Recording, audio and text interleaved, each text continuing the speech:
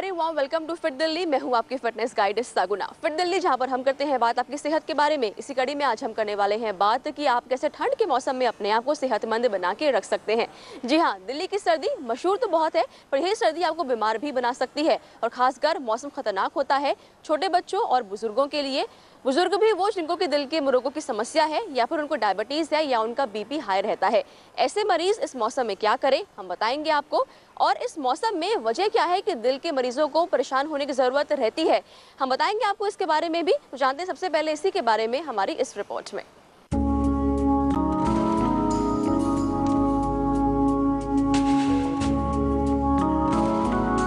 सर्दियां हैं और बढ़ रहा है हार्ट अटैक का खतरा। ये खतरा उन लोगों को ज्यादा है जिनका दिल पहले से ही कमजोर है। डॉक्टर इसी को लेकर इस मौसम में पूरी सावधानी बरतने की सलाह देते हैं, और दे भी क्यों ना, क्योंकि इस मौसम में हार्ट अटैक के मामले 15 से 20% तक बढ़ जाते हैं।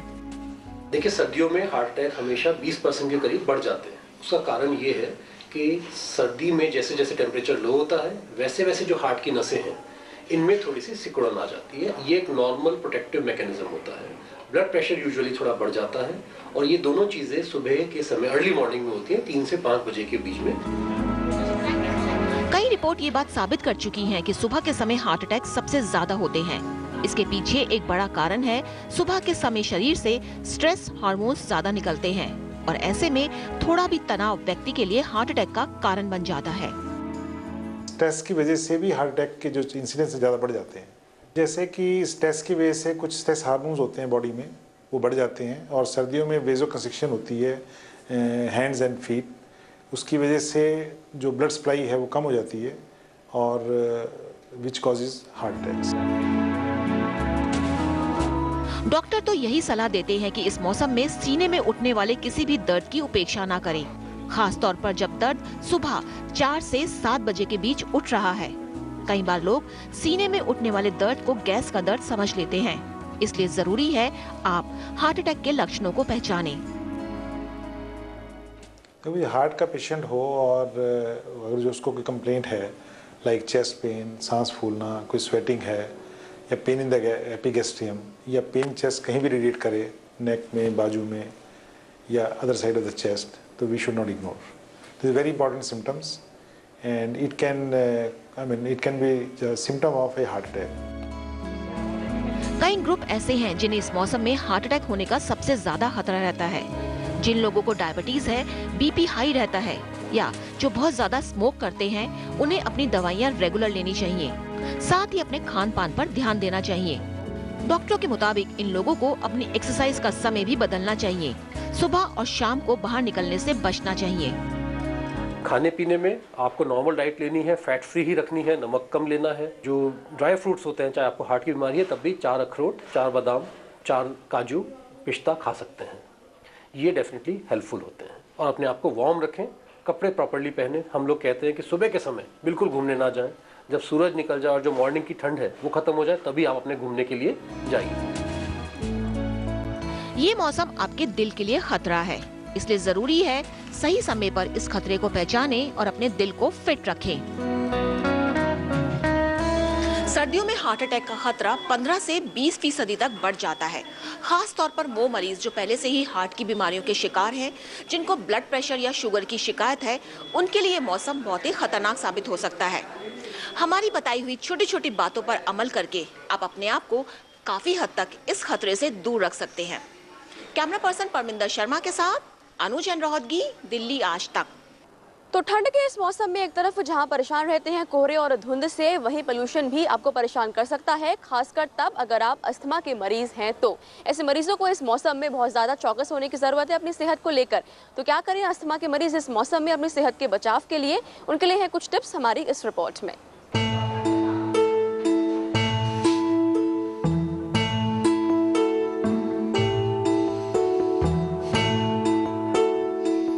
साल का शिवा वैसे बहुत फिट रहता है, लेकिन ठंड के मौसम में उसे अचानक सांस फूलने की शिकायत होने लगती है। वह ज्यादा चलता है, एक्सरसाइज करता है तो सांस चढ़ जाता है। लेकिन आपको बता दें कि ये अकेले शिवा की समस्या नहीं है। ज्यादा ठंड में पॉल्यूशन लेवल भी काफी बढ़ जाता है। ठंड और पॉल्यूशन दोनों मिलाकर सांस की बीमारियां बढ़ा देते हैं। अस्थमा से पीड़ित लोग मौसम में काफी परेशानी झेलते हैं। ठंडी हवा जब इनहेल करते हैं तो हमारी जो ब्रीदिंग ट्यूब्स या ब्रोंकाई हैं उनमें जो एक म्यूकस होता है वो ड्राई हो जाता है और उसको बाहर निकालने की आदमी की क्षमता आसानी से नहीं निकाल पाता और कम हो जाती है। इस मौसम में सांस की तकलीफ ज़्यादा होती है। नॉर्मल आदमी को भी सांस की तकलीफें ज़्यादा होती हैं। पोल्यूशन होता है, पोल्यूशन से जो स्मोक बनता है ठंड की वजह से वो नीचे बैठ जाता है, उसकी वजह से जो आदमी सांस लेता है तो वो पोल्यूशन अंदर चला जाता है, उसकी वजह से इसको सांस की तकलीफ ज़्यादा होती है। इस मौसम में प्यास बहुत कम लगती है, लोग दिन भर पानी ही नहीं पीते, लेकिन डॉक्टर मानते हैं कि सांस की बीमारियों से बचने के लिए जरूरी है पानी का ज्यादा से ज्यादा सेवन करें।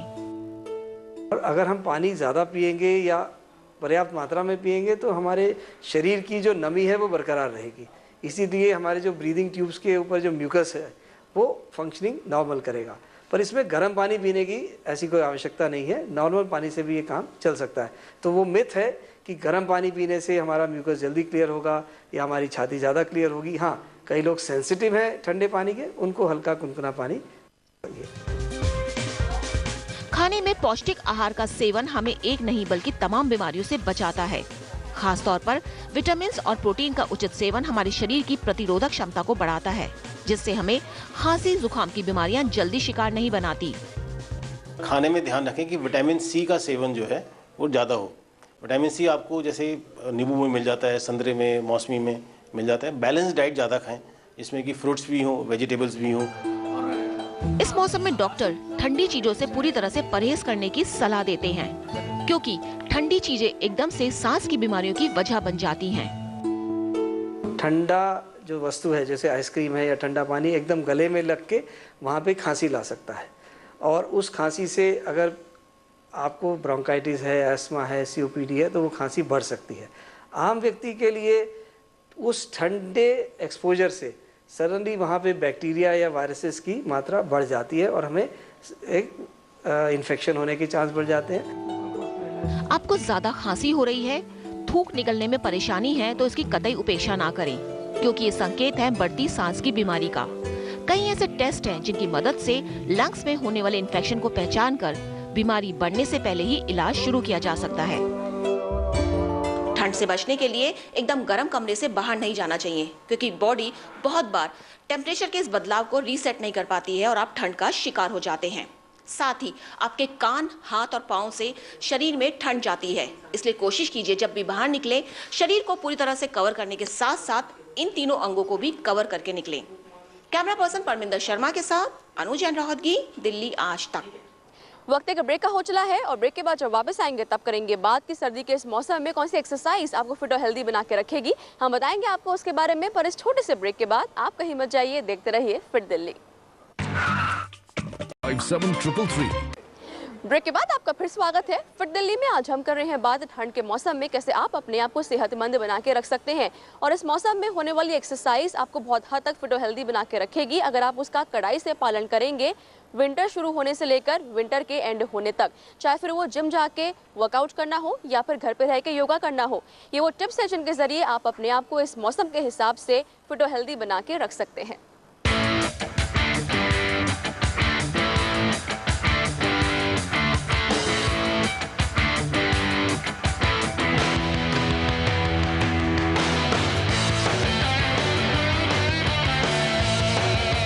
सर्दियों में वजन बहुत तेजी से बढ़ता है, हमें भूख बहुत ज्यादा लगती है, लेकिन साथ ही सर्दियों में आप जमकर एक्सरसाइज कर सकते हैं। थोड़ी बहुत प्रिकॉशन आपको लेनी पड़ती है, क्योंकि सर्दियों में जो आपकी जो शरीर होता है वो स्टिफ हो जाता है, आपकी बोन्स जो है स्टिफ हो जाती हैं। इसलिए जब आप जिम जाते हैं तो आपको कई तरह से सावधानी बरतनी पड़ती है। आपको अपनी बॉडी को वार्म अप करना पड़ता है, स्ट्रेचिंग एक्सरसाइज करनी पड़ती है। तमाम जानकारी देने के लिए इस समय हमारे साथ हेमंत है यहाँ पर, जो इस जिम में इंस्ट्रक्टर है। हेमंत, ये बताइए कि जब कोई आता है तो शुरुआत आप क्या करवाते हैं? सबसे पहले हम जो भी कस्टमर हमारे यहाँ शुरुआत में आता है, पहले हम उसे ट्रेडमिल करवाते हैं, स्ट्रेचिंग करवाते हैं। नॉर्मली जो हमारी बॉडी को ट्रेडमिल क्यों करवाते हैं ये बताइए? बॉडी को हीट करने के लिए होता है। बॉडी जो आपकी जो भी मसल्स होती हैं, जो आप एकदम नॉर्मली आप घर पे बैठे हो, आप घर पे काम नहीं कर रहे हो, बैठे हुए हो ऐसे, तो बॉडी जो भी आपकी अकड़ी हुई होती है वो सारी की सारी मसल्स बिल्कुल ओपन कर देता है और उससे आपकी रनिंग से काफ़ी हीटेड भी हो जाती है। तो सबसे पहले हम ट्रेडमिल से शुरुआत करते हैं, और कितनी देर तक ट्रेडमिल करना पड़ता है? 15 मिनट्स हम ट्रेडमिल करवाते हैं मैम, 15 मिनट्स। तो 15 मिनट्स तक ये ट्रेडमिल करना पड़ता है, उसके बाद आप स्ट्रेचिंग की शुरुआत करते हैं। यहाँ फ्लोर पर ये लड़कियां जो है स्ट्रेचिंग कर रही हैं। यहाँ पर ये कौन सी स्ट्रेचिंग है हेमंत, और ये क्यों करते हैं? मैम ये लोअर एब्स के लिए होती है स्ट्रेचिंग, ये लोअर एब्स के लिए स्ट्रेचिंग होती है मैम, और ये स्ट्रेचिंग इसलिए होती है क्योंकि नीचे जो भी अपर। किस तरह से करते हैं आप थोड़ा बैठ के बताएंगे कैसे करते हैं ये? मैम मैं बताना चाहूँगा, जैसे लेग्स जो होती है, आप ये लोअर पार्ट के लिए होती है मैम। लोअर पार्ट में जो भी फैट होता है, जो भी नॉन फैट होता है, वो सारा का सारा फैट ओवर हो जाता है उससे। ओवर होने कितनी देर तक आप सजेस्ट करेंगे सर्दियों में ये? मैम हम ये कम से कम स्ट्रेचिंग जो भी करवाते हैं 15 मिनट्स, दैट्स इट। 15 मिनट्स तक ट्रेडमिल के बाद ये स्ट्रेचिंग करो। एक और एक्सरसाइज यहाँ पे हेमंत कर रहे हैं, ये कौन सी एक्सरसाइज है? मैम 1 स्टेप बाय लेग्स है, और मैम इसमें हमारी जो भी मूवमेंट होती है, जो साइड एब्स होते हैं, 1 एब्स एकदम प्रॉपर चलते हैं इसमें दोनों एब्स चलते हैं, इसमें 1 एब्स चलते हैं। तो एक एब्स चलते हैं। तो ये लोअर आपने एक्सरसाइज बताई है। ओके, लोअर के बाद हम यहाँ देखते हैं ये एक और सेट यहाँ पे तैयारी की हुई है। आप हमारे साथ राकेश है, इंस्ट्रक्टर हैं। राकेश, ये कौन सी एक्सरसाइज आप करवा रहे हैं? मैडम ये एक्सरसाइज जो है ये अपर एब्डोमिनल्स के लिए है। किस तरह से करते हैं राकेश? ये आपको बॉडी के ऊपर की तरफ लेके आना पड़ता है। अपर बॉडी के पार्ट्स के लिए एक्सरसाइज कराई जाती है। जो फ्लैप्स वगैरह बन जाते हैं अपर एब्डोमिनल्स पे, तो ये देखिए ये अपर पार्ट की मूवमेंट हो रही है। कितनी देर तक करवाते हैं? ये सिर्फ इसमें 4 से 5 मिनट तक करवाते हैं इसको। तो 4 से 5 मिनट तक आप ये एक्सरसाइज कर सकते हैं। इसके बाद ये कौन सी एक्सरसाइज आप करवा रहे हैं राकेश? ये मैडम साइड लेग रेजेस है। जी बताइए। साइड लेग रेजेस है। इसमें लेग्स को ऊपर की तरफ जाते हैं, जो साइड में फ्लैप्स वगैरह बन जाते हैं, ये उनकी पार्ट की एक्सरसाइज होती है। और ये दोनों तरफ से करते हैं राकेश? यस, ये लेफ्ट से भी करते हैं, राइट से भी करते हैं। तो राइट साइड से अगर ये करेंगे तो आप दूसरी तरफ से कैसे करेंगे? आप थोड़ा पलट के करेंगे दूसरी तरफ से? मूवमेंट चेंज कर दीजिए सर। तो कितनी बार राइट और लेफ्ट से करते हैं? ये मैडम इसके सेट्स होते हैं 15 रेपिटेशंस के सेट्स लेफ्ट, 15 रेपिटेशंस के राइट। तो 15 बार लेफ्ट से करना है और 15 बार हमें राइट से करना है। अच्छा राकेश, ये वाली एक्सरसाइज आपने बताई है, ये जो फ्लैप कमर में आ जाता है उसके लिए अच्छी है। नेक्स्ट एक्सरसाइज यहाँ पे ये कर रही हैं, ये कौन सी एक्सरसाइज है राकेश? ये मैडम ये एक्सरसाइज है लोअर बैक के लिए, लोअर बैक रोइंग। इसमें क्या होता है, हम आपका हैंड को स्ट्रेट ले लेते हैं चेस्ट तक के लेवल तक, उसके बाद एल्बो को स्ट्रेट कर देते हैं और इन्हीं को बेंड कर देते हैं। तो लोअर में सारा प्रेशर जिसका लोअर पे आता है, लोअर रिलैक्स हो जाती है इससे। तो क्या जिनको बैक पेन रहता है उनके लिए अच्छी रहेगी? यस, बेस्ट एक्सरसाइज है उसके लिए। और ये सर्दियों में हम लोग घर में रहते हैं और लोअर बैक में पेन होता है, तो उसके लिए एक्सरसाइज बेस्ट। अच्छा राकेश, ये बताइए जो सर्दियों की हम बात करते हैं, आपके पास कोई आता है तो आप उनको क्या सजेस्ट करते हैं? सबसे पहले हम वार्म अप से उसकी बॉडी जो है वार्म कर रहे हैं, उसके बाद स्ट्रेचिंग एक्सरसाइज कर रहे हैं, तो कूल डाउन एक्सरसाइज भी बहुत जरूरी होती है। तो कूल डाउन के लिए आप कौन सी एक्सरसाइज सजेस्ट करेंगे? कूल डाउन के लिए हम सेकेंड ड्राइंग वैसे कि हम लोग ground attach, cross over, side bending. जैसे ये एक्सरसाइज ये कर रही है राकेश, क्या ये एक्सरसाइज हम हल्के से कर सकते हैं? बिल्कुल मैडम, ये एक्सरसाइज होती है साइड चेस्ट की, अंडर आर्म्स के लिए। ये लेडीज़ों के साइड्स में अंडर आर्म्स में फैट जो आ जाता है, तो बाजू पे फैट आ जाता है, उसके लिए। और ये हम कूल डाउन भी कर सकते हैं इसके जरिए? यस मैम, कूल डाउन इसके रिलैक्सेशन बैक साइड से किया जाता है इसको। बैक साइड से किया जाता है, तो कूल डाउन इसके बाद करते हैं। ये कौन सी एक्सरसाइज है जो नेक्स्ट ये कर रही है राकेश? ये मैडम इसे कहते हैं lat pull back. Lat pull back upper back के अपर पार्ट के लिए होती है। बेसिकली करते कैसे हैं इसे, कैसे करते हैं इसे? मैम इसे बिहाइंड द नेक प्रेस, इसको बैक की तरफ ले जाते हैं, पीछे की तरफ, ऊपर की तरफ लेके आते हैं, तो बैक के जो पार्ट्स की मसल्स होती है वो मूव करती है। तो तमाम एक्सरसाइज यहाँ पर राकेश ने हमें बताई है। जो सारी एक्सरसाइज हमने आपको सिखाई है, ये सारी सर्दियों के लिए अच्छी एक्सरसाइज है। आपको एक बात जरूर बता दें कि जैसा कि दोनों इंस्ट्रक्टर हेमंत और राकेश ने हमें बताया है कि ट्रेडमिल से आप जरूर शुरुआत करें, बॉडी को वार्म अप करना बहुत जरूरी है, स्ट्रेचिंग करें आप, और उसके बाद आपको कूल डाउन एक्सरसाइज करनी बहुत जरूरी है। आप ये मत सोचिए कि आप स्ट्रेचिंग करके सीधा ही अपने घर चले जाएं, जरूर आप कूल डाउन एक्सरसाइज कीजिए, और ये एक्सरसाइज कम से कम 10 से 15 मिनट कीजिए, तभी आप रिलैक्स हो सकते हैं। कैमरा पर्सन नरेश के साथ अनुचैन रोहतगी, दिल्ली आज तक।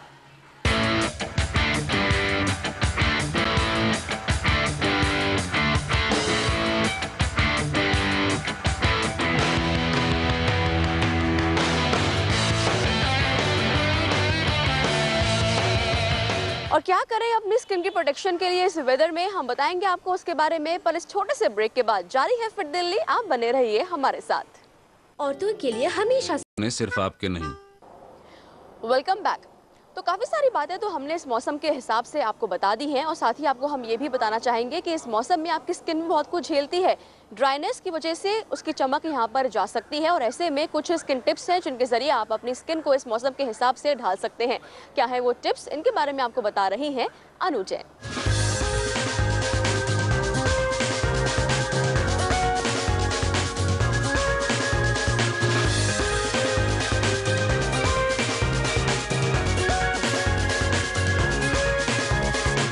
सर्दियों की सबसे बड़ी समस्या है कि त्वचा बहुत ज्यादा खुश्क हो जाती है और चेहरे की चमक चली जाती है, लेकिन कई ऐसी तकनीक हैं जिनके जरिए आप इंस्टेंट ग्लो ला सकते हैं और ऐसी एक तकनीक है मीजोथेरेपी। और डॉक्टर शैला अग्रवाल हमारे साथ है जो बताएंगे मीजोथेरेपी पीछे चल रही है। सबसे पहले यही जानना चाहेंगे कि क्या है मीजोथेरेपी। मीजोथेरेपी एक टेक्निक है जिसके द्वारा आप जो भी दवा लगाना चाहते हैं या जो भी आप इफेक्ट लाना चाहते हैं मीजोथीलियम में आप पहुंचा रहे हैं। हमें स्किन के बारे में पता है कि एक एपिडर्मिस है, एक डर्मिस है, उसके बीच में एक मीजोडर्मिस है जो सबसे इफेक्टिव लेयर है। तो मीजोथेरेपी एक तकनीक है जिसके द्वारा आपको इंस्टेंट रिजल्ट मिल जाता है। अगर मेडिसिन की बात करें, कौन सी चीज होती है जो आप इंसर्ट करते हैं और बिल्कुल राइट टाइम पे जाती है वो? हम किस लिए कर रहे हैं उस पर डिपेंड करता है। एक्ने के लिए हम एंटी एक्ने करते हैं, अभी जैसे हम ड्राइनेस के लिए कर रहे हैं। तो स्टार्टिंग कैसे करते हैं शैला इसकी? सपोज ये तो प्रोसीजर शुरू हो गया, तो स्टार्ट कैसे करते हैं? सबसे पहले जरूरी है कि जो स्किन में ड्राइनेस आ गई है, और सर्दी में ड्राइनेस एक तो मौसम की वजह से है, दूसरे जो हीटर चल रहे हैं उसकी वजह से है, उसको नॉर्मलाइज करना है। तो रोज वाटर एक बहुत अच्छा टोनर होता है। गर्मी जब होती है तब हम एस्ट्रिंजेंट का इस्तेमाल करते हैं क्योंकि हमें पसीना हटाना होता है। सर्दी में तो हम ये चाहते हैं कि आप घर में एक स्प्रे बॉटल में रोज वाटर रखें और मुंह धोने के बाद उसे हल्का सा स्प्रे करें। मशीन आजकल तो कंप्यूटराइज मशीन्स हो गई हैं, तो ये हमारा स्किन, हेयर और नेल तीनों पे प्रोग्रामिंग करता है हमें क्या करना है, पर मशीन सब कुछ नहीं करती है, चूज हमें करना पड़ता है। स्किन के लिए कौन कौन से प्रोग्रामिंग है? स्किन के लिए हम स्किन एक्ने, मार्क्स, ड्राइनेस, उसके अलावा स्किन टाइटनिंग करते हैं, नेक कोलैट जैसे नेक पे लोगों के बहुत ज्यादा झुर्रियां आ जाती हैं उसको ठीक करते हैं, हाथ जो बहुत ड्राई लगने लगते हैं उसके लिए करते हैं। तो ये जो मशीन सामने हम देख रहे हैं मीजोथेरेपी की मशीन है, तो इसमें कितनी देर का प्रोग्राम सेट करना होता है? मिनिमम हाफ एन आवर का प्रोग्राम चाहिए है, क्योंकि किसी भी चीज को इफेक्टिव होने के लिए आपको आधे घंटे तक उसे वहां पर पहुंचाना पड़ेगा, तभी वो सर्कुलेशन बढ़ेगी और आपको इफेक्ट मिलेगा। जैसे सिटिंग ले रही हैं तो कितनी, मतलब एक नॉर्मल अगर स्किन हो या ड्राई होगी तो महीने में कितनी बार जरूरत पड़ेगी? जब मौसम बहुत ज्यादा ड्राई है तब वंस अ मंथ ही जरूरत है, और कोई भी सिटिंग मंथ से पहले रिपीट नहीं होती है।